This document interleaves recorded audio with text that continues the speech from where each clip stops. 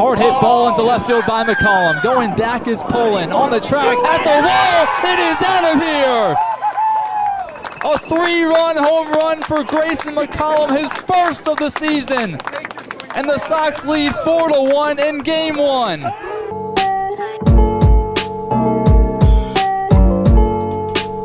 One out, bottom 10, bases loaded in a 5-5 ball game for Bryce Neely.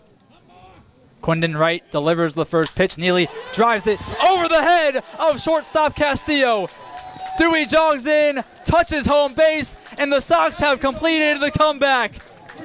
They win 6-5 in 10 innings. A fantastic win for Charlottesville. And Bryce Neely, the hometown kid, is the hero. 2-2 count for Hedgepeth, trying to get out of the inning with 2 outs. The pitch, breaking ball, line into the glove of Jackson. Long throw over to first. In time! A phenomenal play by Chase Jackson at short. Combs grounded out to third, back in the second. 1-0 pitch. Combs lines it over the head of the second baseman, Keenan.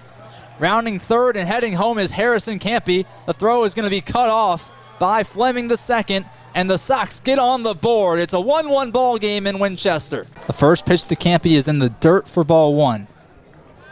Oaks obviously rattled. Here's the 1-0. Campy gulfs it over the head of Keenan at second base. A leadoff single for the Sox. Again, a story as old as time. And now they have the leading run on base with no outs, and Tommy Lansness up to bat. Full count, bases loaded, 1 out in the top half of the 6th inning. Turks lead by 1. The pitch, McCory lines it through the gap of first and second. Craddock comes home to score. Here comes Ream. The throw to the plate, not in time to throw to third. Jackson slides in, runners on the corners, and the Sox have the lead 4-3 in the top of the 6th. Darius Brown digging into the righty's batter's box. Frankie Clark has been on third base for an eternity. 2 outs, the 1-2. Breaking ball, catches the outside edge. That's strike 3, and that's the 4th inning. Sox still ahead by 2. Right, ready is the 2-1. Checks on Lansness and delivers. Combs lines it, and it skips off the glove of Clark. Lansness rounding third, heading home, and he gets in safely.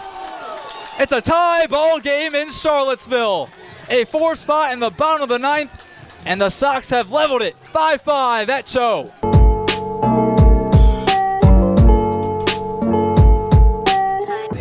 The dugout starting to creep up. They're feeling the vibe from Arbelize. The 0-2 pitch, swing and a miss. 2 strikeouts to start things in the 7th, and it's become the Lucas Arbelize show as of late. Campy stayed put, smartly so. He's over on second. And Caden Combs takes a chunk out of that ball. Going back to left field, they'll watch it sail over the wall and hitting off the light pole. A 2-run home run from Caden Combs, and the Sox lead 3-2. Burbez gets his signal from Levesque behind the plate. The 0-2 pitch. Combs another hard hit ball. This one is gone, and this one is out of here. A 2-run home run again from Caden Combs. Are you kidding me? Big strike zone to take advantage of the 6'6" Cameron Tellefson. 1-2 pitch from Arbelize. Swing and a miss. And the hometown kid gets a strikeout to begin things in the 7th. He's 0 for 3 with a walk. Runner goes. Cardone throwing over to third. The tag is there. Oh, there's a train. First one of the game. Perfect time to join the stream as well. Sox ahead 4-0. Oh my. As McCollum lines it just past the glove of Miranda at second. Yao comes through. Here comes another. The throw is not in time. A head first slide, and it's 6-0 Charlottesville. The 0-2 to Lansness. Hard hit ball in the left center field, and it drops for a base hit. Lansness rounding first. He's heading to second. The throw's going to get there, but not in time. A sliding double for Tommy Lansness, and a little bit of Hingle McCringleberry out there to go along with it.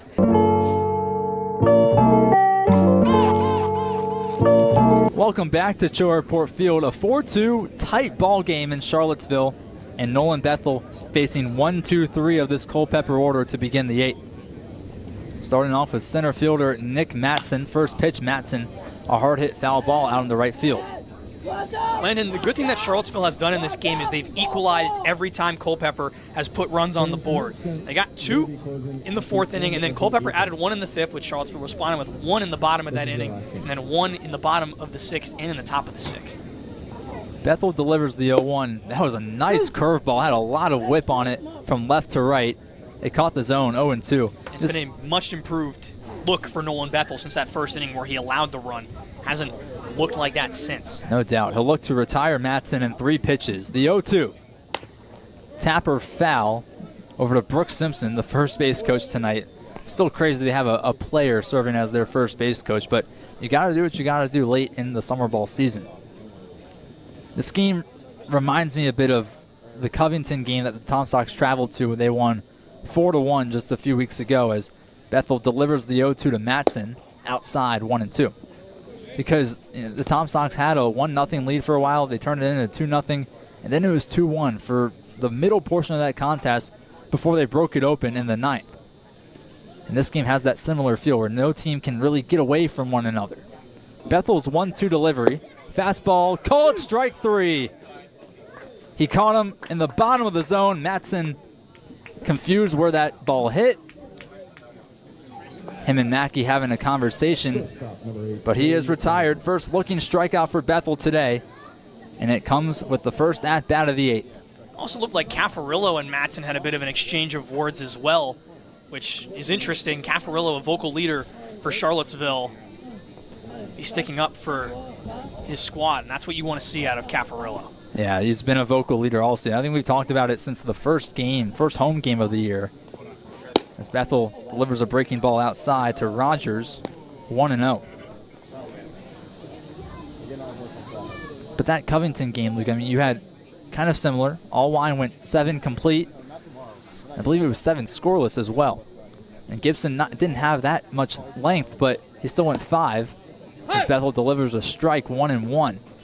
Yeah, and regardless with that, I mean, Allwine was excellent, but it took the Sox bullpen to battle through some slight struggles to keep that a 4-1 game. You go into the 9th inning where Asher Sabom relieved Anthony Mancini to close out that game. And Sabom had a couple runners on, and he stranded them to finish the game off for Charlottesville.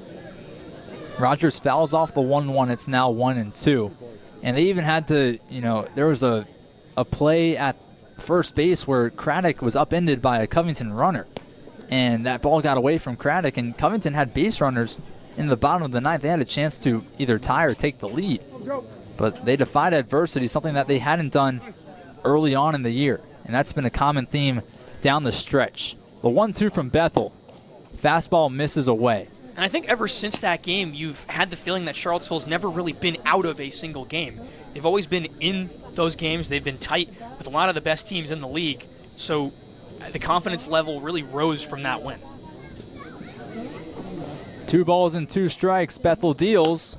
Fouled off again by Rogers. And I think another game that exemplifies that grit from the Charlottesville team is when they traveled to Culpeper last week and beat the Culpeper Cavaliers, albeit a bit of a larger margin of victory. It was 7-3.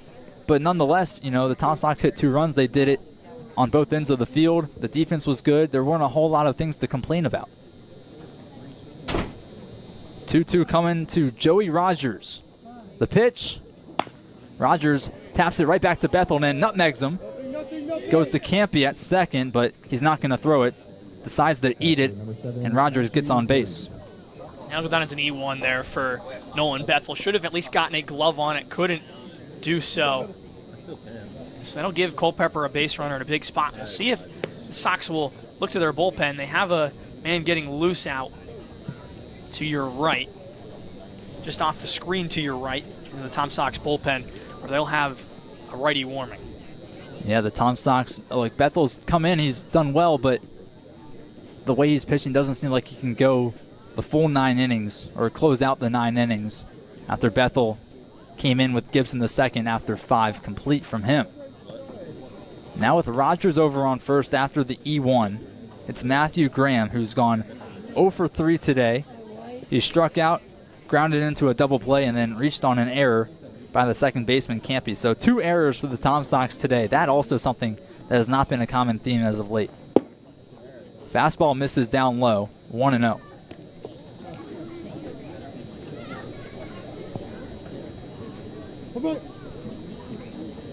Matthew Grama, late addition for this Culpeper squad.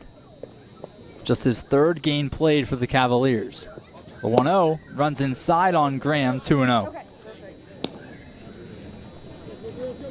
Willard Casana on deck and Noah Burnham in the hole. So not a strong portion of the lineup up for the Cavaliers, but you'd rather see them retired earlier than later.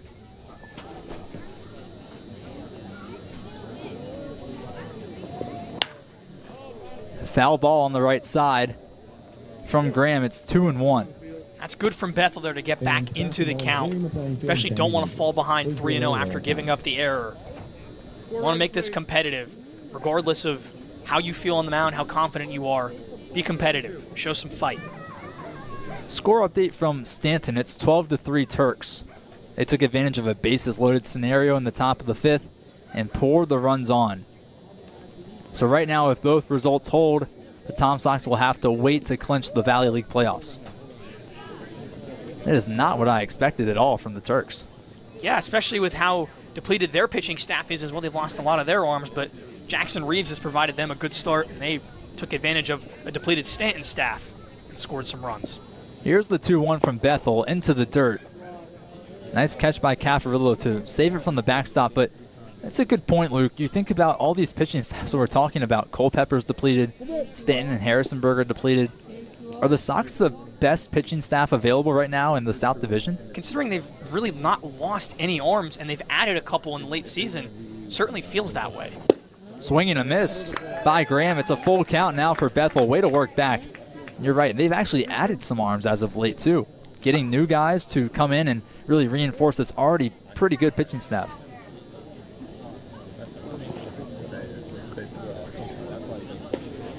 Full count pitch.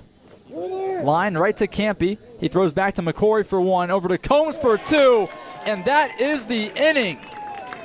The Sox retire the Culpeper Cavaliers scoreless, and they're going to be down to their last 3 outs in the ninth. They're retired in the eighth. It's 4-2 Charlottesville as we head into the home half of the eighth inning.